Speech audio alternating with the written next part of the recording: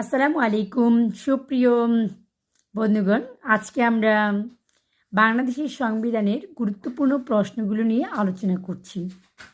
এখানে এই প্রশ্নগুলো প্রিভিয়াস ইয়ারে আসা প্রশ্নগুলো।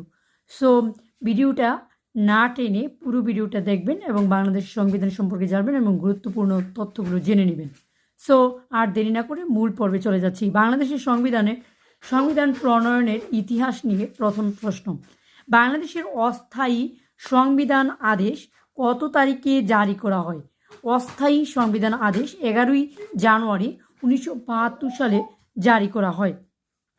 বাংলাদেশের অস্থায়ী সংবিধান আদেশ জারি করেন কে? শেখ মুজিবুর রহমান। বাংলাদেশে কবে প্রথম সংসদীয় গণতন্ত্র প্রবর্তন করা হয়? সংসদীয় গণতন্ত্র প্রবর্তন করা হয় 1972 সালে। কার নির্দেশে তাজউদ্দিন আহমেদ প্রধানমন্ত্রী পদত্যাগ করেন?